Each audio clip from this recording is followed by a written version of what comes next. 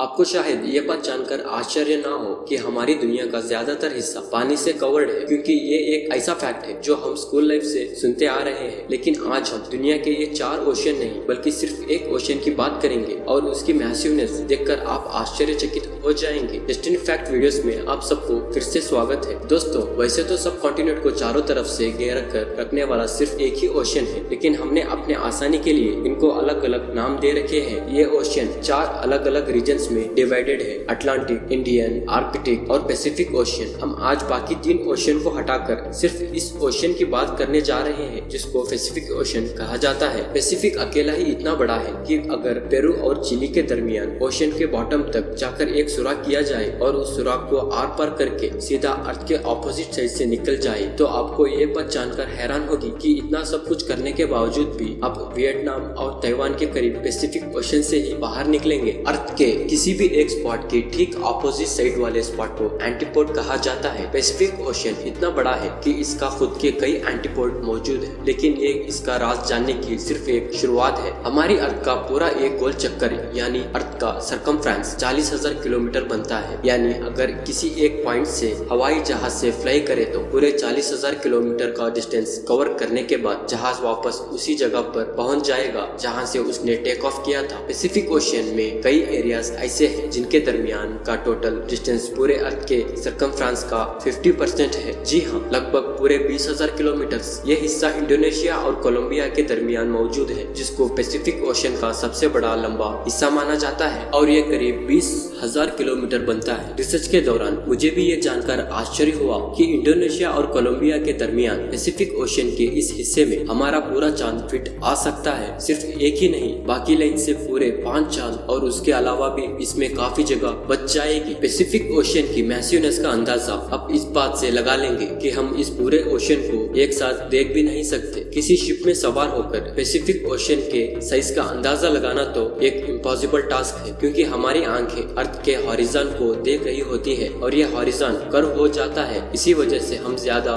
दूर नहीं देख सकते। यही रीजन है समुद्र में दूर दूर तक देखने पर समुद्र और आसमान एक दूसरे से मिले हुए लगते हैं। 6 फुट लंबा इंसान समुद्र में सिर्फ 5 किलोमीटर दूर तक देख सकता है। अगर उसके भी पार देखना हो तो किसी ऊंची जगह से देखना जरूरी हो जाता है। अगर समुद्र के ऊपर किसी हवाई जहाज में माउंट एवरेस्ट जितनी हाइट से देखा जाए तो हमें पैसिफिक ओशियन सिर्फ 370 किलोमीटर दूर तक ही नजर आ सकेगा। यानी सिर्फ इतना दूर जितनी ये लाइन आप देख रहे हो। ये तो हुई सिर्फ हवाई जहाज से देखने की बात। पैसिफिक ओशियन को अब हम 400 किलोमीटर दूर आसमान में यानी इंटरनेशनल स्पेस स्टेशन से भी एक साथ देख नहीं सकते। एक अंदाजे के लिए गूगल अर्थ का इस्तेमाल करते हैं। ये पैसिफिक ओशियन में मौजूद एक आइलैंड है जो बोरा बोरा के नाम से फेमस है। ये वो हाइट है जहां से एक नॉर्मली ड्रोन कैमरा देख सकता है। जूम आउट करके अब हम 10 किलोमीटर की उस हाइट पर पहुंच चुके हैं जहां से नॉर्मल कमर्शियल एयरप्लेन से बैठकर देखा जा सकता है। और भी ज्यादा जूम आउट किया जाए तो 400 किलोमीटर की हाइट पर अब हम इंटरनेशनल स्पेस स्टेशन की ऊंचाई से पैसिफिक ओशियन को देख रहे हैं। लेकिन अभी भी हमें पूरा पैसिफिक एक साथ नजर नहीं आ रहा है। और भी ज्यादा जूम आउट करके अब हम 10,000 टाइम्स और ऊपर चले जाते हैं। ये वो फाइनल पॉइंट है जहां तक गूगल अर्थ जूम आउट करने का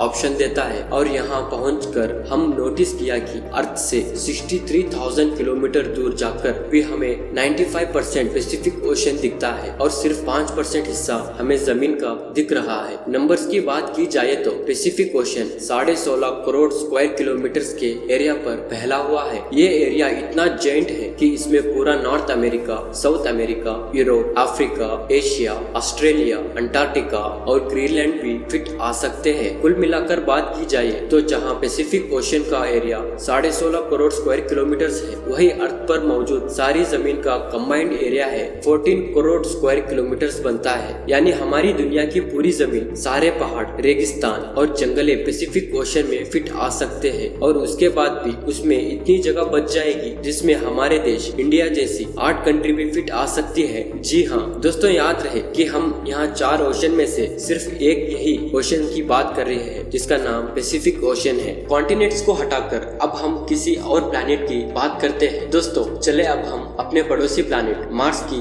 एग्जांपल लेते हैं। मार्स का total area 14.8 crore square kilometre है। अगर पैसिफिक ओशियन के पानी का पूरा मार्स प्लैनेट से मुकाबला करवाया जाए तो आश्चर्य आश्चर्य के तौर पे पूरा का पूरा मार्स, इसमें मौजूद तमाम क्रिएटर्स और माउंटेन्स सबके सब पानी में कई सौ फीट तक डूब जाएंगे। अभी तक हमने पैसिफिक ओशन के सरफेस यानी इसके सतह के बारे में बात की है। जितना बड़ा ये ऊपर से दिखता है उससे भी कई ज्यादा ये गहरा भी है। पैसिफिक ओशन में चैलेंजर डीप ट्रेंच के नाम से पहचानने वाला एक पॉइंट है। वो अब तक ढूंढने वाला सबसे बड़ा पॉइंट है जो समुद्र की सतह से 11 किलोमीटर नीचे है। और पैसिफिक का ये गहरा पॉइंट कोई अकेला नहीं है। पैसिफिक ओशन में ढूंढे जाने वाले 3 ट्रेंच और भी है जिनकी गहराई 10 किलोमीटर से भी ज्यादा है। इनको हम टोंगा ट्रेंच, फिलिपिना ट्रेंच, कोरिलकम चटका ट्रेंच के नाम से जानते हैं। अब जानते हैं पैसिफिक ओशन के बारे में कुछ अमेजिंग फैक्ट्स। आज से 509 साल पहले फर्डिनेंड मैगेलन नामी यूरोपियन शख्स ने पूरा पैसिफिक ओशन पर सवार किया था और उसी ने ही पैसिफिक का नाम दिया था, जिसका मतलब है पीसफुल सी। हर गुजरते साल पैसिफिक ओशन छोटा होता जा रहा है, जिसका मेन रीजन है अंडर वाटर टेक्टोनिक प्लेट्स की मूवमेंट। लेकिन अच्छी बात यह है कि जितना छोटा पैसिफिक होता जा रहा है उसी स्पीड से अटलांटिक ओशन बड़ा भी हो रहा है। दुनिया में ज्यादातर भूकंप और सुनामी पैसिफिक ओशन के बॉटम पर मौजूद टेक्टोनिक प्लेट्स के वजह से आते हैं। पूरी दुनिया में सबसे ज्यादा एक्टिव वॉल्केनोस पैसिफिक ओशन के बॉटम में ही पाए जाते हैं। करीब 75,000 से भी ज्यादा वॉल्केनोस पैसिफिक ओशन के अंदर मौजूद है और इनमें से सबसे बड़ा वॉल्केनो न्यूजीलैंड के करीब हावरेंड सिमोन के नाम से जाना जाता है। बाकी तमाम चीजों के साथ साथ आइलैंड्स में भी पैसिफिक का नाम पहले नंबर पर है। पूरे पैसिफिक ओशन में 25,000 से भी ज्यादा आइलैंड्स मौजूद है और इनमें से हजारों आइलैंड्स ऐसे हैं जिन पर आज तक कोई इंसान नहीं जा पाया। इन तमाम आइलैंड्स को गूगल अर्थ पर ही ढूंढने में कई महीनों का वक्त भी लग सकता है। उम्मीद करता हूँ आप डेस्टिनी फैक्ट की इस वीडियो को पसंद किए होंगे और इस वीडियो को लाइक और शेयर करेंगे। और आप इसी चैनल में नए हैं तो चैनल को सब्सक्राइब करें और भी इसी तरह के इंटरेस्टिंग टॉपिक्स पर वीडियो देखना चाहते हैं तो चैनल को सब्सक्राइब करके बेल आइकॉन क्लिक करें, क्योंकि अगली आने वाली वीडियो आप लोगों तक पहले पहुंच जाए। अपना चैनल डेस्टिनी फैक्ट।